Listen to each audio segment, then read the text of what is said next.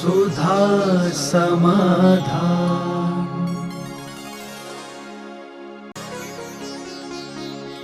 नमोस्त गुरुदेव। वक्त के रहते बुरी आदतों से कैसे बचें?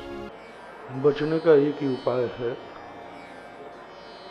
कि मन में हानि और लाभ की स्थिति बैठा लो।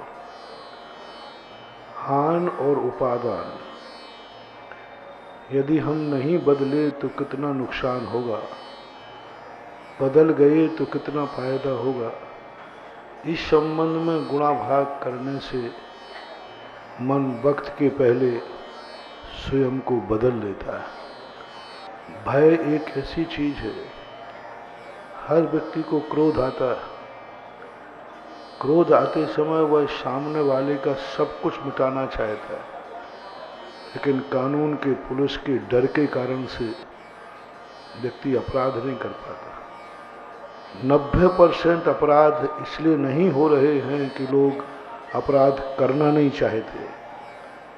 90% अपराध इसलिए नहीं हो रहे हैं कि लोग दंड से डर रहे, बेइज्जती से डर रहे, जेल से डर रहे।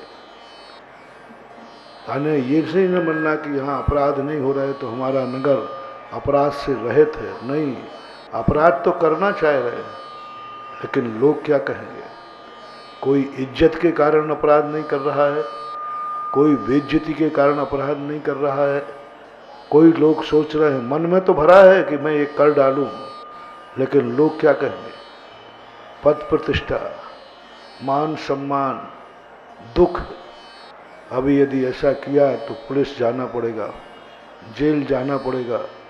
इतने सारे सोच के कारण 90% लोग अपराध करना चाहते हैं, लेकिन वो कर नहीं रहे।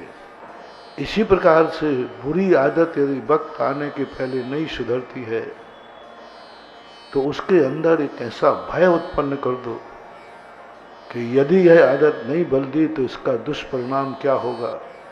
और ऐसा दुष्परिणाम का भय बैठ जाए कि रूह कांप जाए, तो फिर व्यक्ति वक्त के पहले ही अपने आप को बदल देगा। वक्त को बदलने का वक्त ही नहीं मिलेगा। नमोस्त गुरुदेव। अगुरु लघु गुण द्रव्य को किस प्रकार प्रभावित करते हैं एवं क्या ये गुण द्रव्य का रूप बदलने में भी सक्षम है? प्रभावित नहीं करते।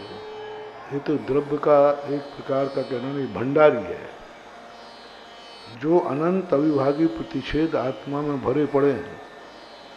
किस समय कौन से गुण की किस पर्याय निकालने के लिए कितने अविभागी प्रतिषेध चाहिए है, वो सारा हिसाब किताब गुणाभाग अगुरु लघु गुण रखता है। षडगुण हानि वृद्धि जो है अगुरु लघु गुण के लिए ही है, अन्य गुणों में नहीं है। अन्य गुणों में षडगुण हानि वृद्धि तो है, लेकिन षडगुण हानि वृद्धि कौन करता है?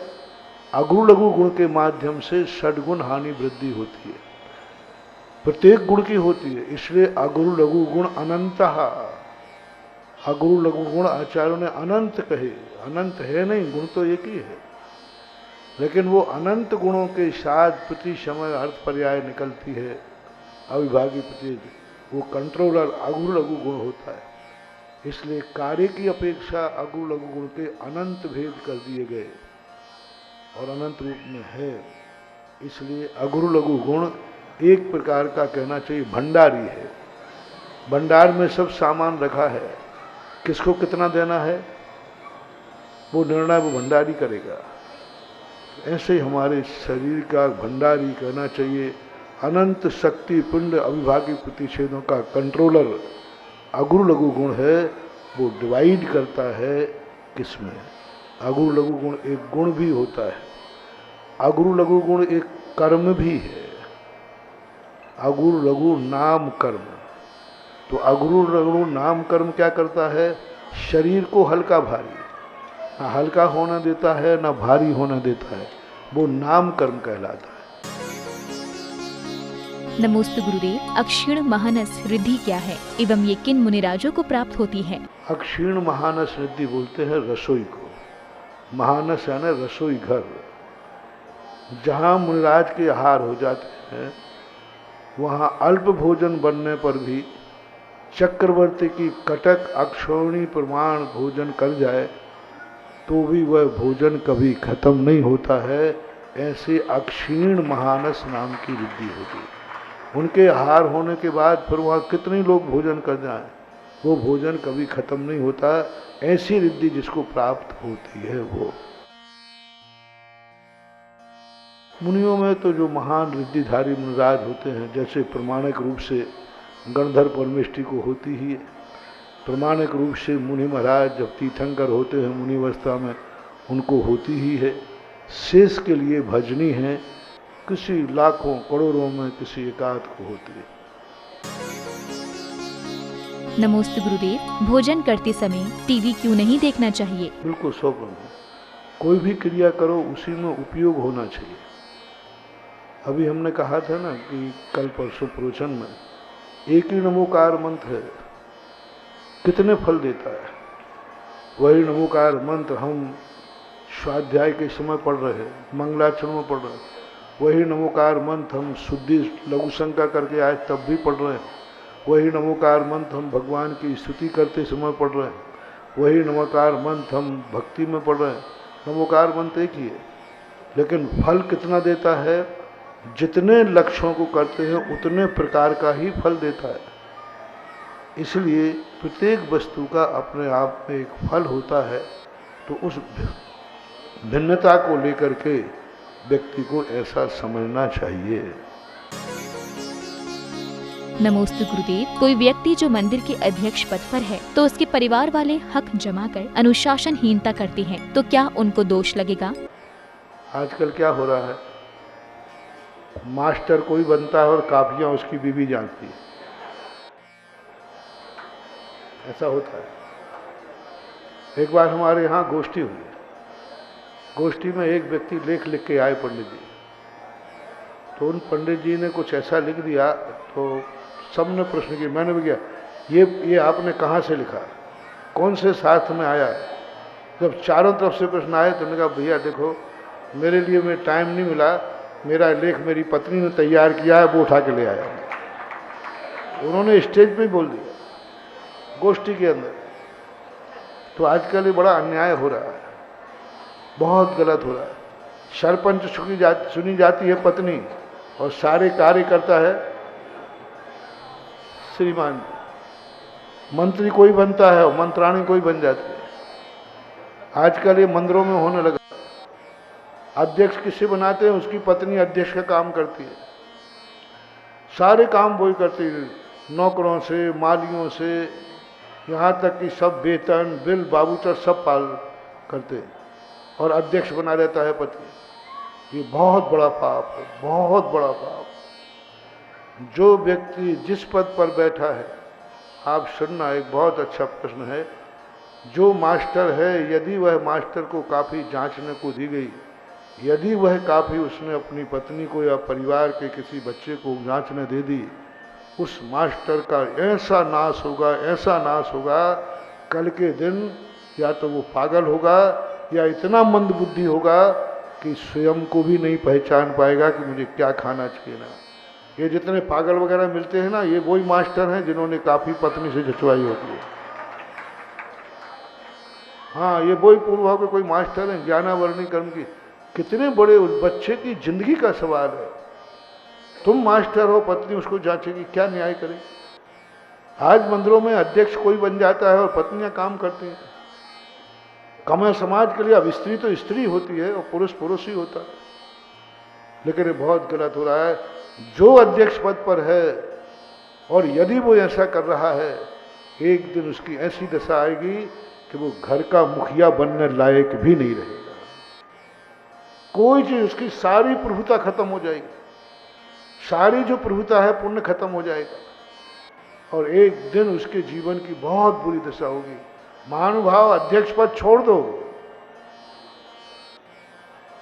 नहीं बनता है, लेकिन अध्यक्ष पद पर तुम रह करके और कार्य तुम्हारे परिवार का सदस्य और खास तौर से महिला कर रही है, तो ये बहुत बड़ा अपराध है और बहुत हो रहा है, ये खूब हो रहा है, जम के हो रहा है। संस्थाओं में हो रहा है, मंदिरों में हो रहा है, राजस्थान में हो रहा है, मध्य सब जगह हो रहा है। इस अपराध से बचो बचो बचो। एक कई बार एक पार्टियों में रहता है, बिना नाम लिए कहें प्रधानमंत्री कोई था और चलती, समझ गए होगे, समझदार को इशारा काफी है। वो कहते थे ये प्रधानमंत्री रबर मोहर है, रबर मोहर। हाँ, ऐसे एक बार एक मुख्यमंत्री बना, वो मुख्यमंत्री था, हस्ताक्षर भी करके नहीं जानती थी, बड़ी मुश्किल से। तब उनसे पूछा कि इतने बड़ी फाइल है तुम कैसे पढ़ते हो? बोले हमारा क्लर्क ईमानदार है, वो पढ़ लेगा। अब बोलो क्लर्क की हैसियत क्या है और मुख्यमंत्री का दिमाग क्लर्क के पास कैसे आएगा? लेकिन कर रहा है। तो ये बहुत बड़ा जघन्य अपराध है। बहुत अच्छा प्रश्न है। सभी भारत के अध्यक्षों से कहना है आपके पास टाइम नहीं है, तुरंत आप इस्तीफा दे दीजिए। लेकिन आप अपने कार्य परिवार की महिलाओं से मत कराओ। दुकान आपने खोली है, चलाने के कई लोग ऐसे पुरुष हो गए निकम्मे। महिला ठीक ठाक हो तो महिला को बैठा दे तो हम घर में सोते रहते, घूमते रहते। दुकान कौन चला रही है? और श्रीमान जी क्या कर रहे हैं? पत्ती खेल रहे हैं, घूमने गए, यहाँ वहाँ गए। ये सब क्या है? ये सब अपने पुरुषत्व को खो रहे हैं। और एक दिन पुरुषत्व इतने रूप में हो जाएगा कि वो पुरुषत्व किसी भी कार्य करने में सक्षम नहीं होगा। तो ये बिल्कुल समाज को भी ऐसे अध्यक्षों को हटा देना चाहिए, अध्यक्ष को स्वयं हट जाना चाहिए। और अपने पति को यदि शक्तिहीन नहीं बनाना है तो पत्नियों को कभी पतियों के कार्यों में स्पष्ट कहना चाहिए, अध्यक्ष आप हैं, आप ही काम करिए, मैं काम नहीं करूंगी क्योंकि मैं इसका अध्यक्ष नहीं। नमोस्तु गुरुदेव, किसी भी विधान को करते समय क्या एक ठोने में रोजाना स्थापना और विसर्जन कर सकते हैं? यदि प्रतिदिन अलग अलग विधान कर रहे हो तो धो सकते, लेकिन 10 दिन का 10 लाख क्षण विधान पूरा अखंड किया है तो फिर वह स्थापना खंडित नहीं करना चाहिए। स्थापना को सुरक्षित व्यवस्थित करके रखना चाहिए। जैसे 10 दिन में 10 विधान किए तो कर लो, लेकिन एक ही विधान 10 दिन चल रहा है तो नहीं होना चाहिए। कायदा से जब अखंड स्थापना की जाती है तो वहाँ 24 घंटे जाप होना चाहिए। आजकल के जो विधान होते, कल्पद्रुम मंडल विधान, सिद्ध चक्र मंडल विधान, सवेरे करके चले गए, सब खाली है पंडाल, सब घर चले गए। नहीं, जहाँ स्थापना होती है वहाँ एक व्यक्ति 24 घंटे वहाँ बैठे रहना चाहिए, अखंड ज्योति जलते रहना चाहिए। जो बैठा है उसको जाप या कोई स्त्रोत पढ़ते रहना चाहिए। स्थापना को खाली छोड़ के आप नहीं जा सकते, लेकिन आज प्राय सभी लोग स्थापना खाली छोड़ के जाते हैं। इसलिए इन विधानों का जो अतिशय होता है, जो शक्तियाँ होती हैं, कमज़ोर हो गई। भरत चक्रवर्ती ने जब कल्पद्रुम मंडल विधान की स्थापना की, जिस दिन से स्थापना की विसर्जन तक वह मंडल विधान से बाहर उठ के नहीं गया, 24 घंटे वहीं रहा और उसकी स्थापना। आप 24 घंटे नहीं रह सकते हैं, बारी बारी से रहिए। कोई 2 घंटे बैठ जाएगा, लेकिन 8-10 दिन तक निरंतर स्थापना के सामने अखंड ज्योति के साथ, अखंड धूपड़े के साथ वहाँ जागरण होना चाहिए। तभी वो अखंड विधान माना जाएगा, अखंड भक्तांबर माना जाएगा। ऐसा नमोस्तु गुरुदेव, क्या विद्याधारी और देवियां भी प्रभु का अभिषेक करती हैं? वर्तमान 2 संघ हुए हैं। 7वीं शताब्दी में पुन्नाड संघ एक हुआ है। पुन्नाड संघ ने जितने भी शास्त्र लिखे उनमें उन्होंने सबसे अभिषेक कराए, देवियों से भी कराए, विद्याधरणियों से भी कराए, मनुष्यनियों से भी कराए। उन्होंने जितने शास्त्र लिखे, 7वीं शताब्दी के बाद पुन्नाड संघी एक आचार्य हुए हैं, उन्होंने जाकर के इस सब बातों का उल्लेख किया।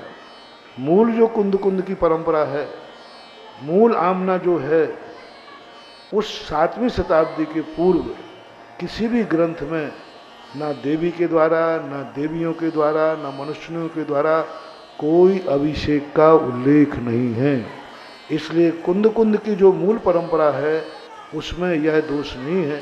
पुण्यार्थ संगी जो परंपरा हुई है वह जिसके मूल मुख्य नेता मुख्य आचार्य रविशरण आचार्य थे, जिन्होंने सर्वप्रथम किसी ग्रंथ में सबसे पहले इसका उल्लेख किया है तो पद्म पुराण जी के अंदर रविशरण आचार्य ने पुण्यार्थ संगी परंपरा के अनुसार यानी दक्षिण परंपरा को उन्होंने स्थापित किया। कुंद कुंद की मूल परंपरा को मानते हैं उनको इस बात का विचार करना चाहिए, कुंद कुंद की मूल परंपरा के अनुसार ये कार्य आप लोगों को नहीं करना चाहिए। और जो कुंद कुंद की मूल परंपरा को नहीं मानते हैं, पुण्यार्थ संगी परंपरा को मानते हैं, उनके संबंध में मैं कुछ बोल नहीं सकता। मैं तो कुंद कुंद की परंपरा वालों से कह सकता हूँ उनको इन प्रपंचों से दूर रहना चाहिए। नमोस्तु गुरुदेव। जब हम पूजन भक्ति करते हैं तब हमें ऐसा लगता है कि भगवान हमें देख और सुन रहे हैं, लेकिन जब निंदा और पाप करते हैं तब हमें ऐसा क्यों नहीं लगता? मनुष्य क्या है, मनुष्य का मन बड़ा स्वार्थी है। जब सब सुनाना है तब कहते भगवान सुन लेना, और जब नहीं सुनाना है तो उसके सामने पर्दा डाल देता है।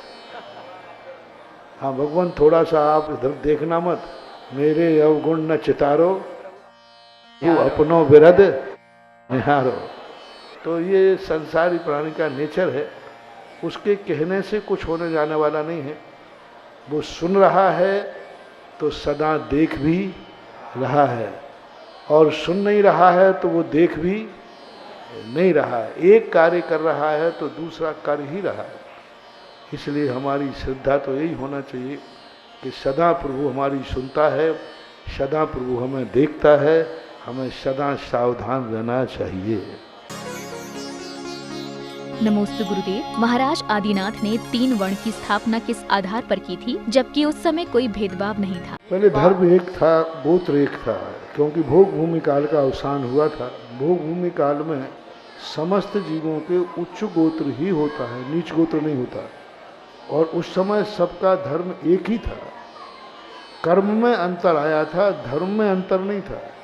इसलिए तीनों वर्ण वाले परस्पर में विवाह आदि करते थे, क्योंकि गोत्र एक था और व्यवस्थाएं सब एक थी, धर्म एक था, भगवान एक थे, गुरु एक थे, मंत्र एक था, सब कुछ एक था। इसलिए विधर्मी नहीं थे। वर्ण थे लेकिन विधर्मी नहीं थे। ऋषभदेव के समय कोई भी विधर्मी नहीं था। विधर्मी तो उत्पन्न किए हैं मारीच ने। मारीच ने जाकर के विधर्मी उत्पन्न किए। जब विधर्मी उत्पन्न होने लगे तब फिर ये संबंधों का विच्छेद होने लगा। विधर्मी से संबंध नहीं करना। तो आज वर्तमान की समस्या ये है, तो वो कर्म के आधार पर ऋषभदेव ने व्यवस्था की थी, धर्म के आधार पर नहीं। धर्म तो सबका एक ही था। आज उस समय के कानून को, उस समय की व्यवस्थाओं को आज लागू करना, ये ऋषभदेव की भावनाओं का विपरीतपना है, विद्रोहपना। सुधा समाधान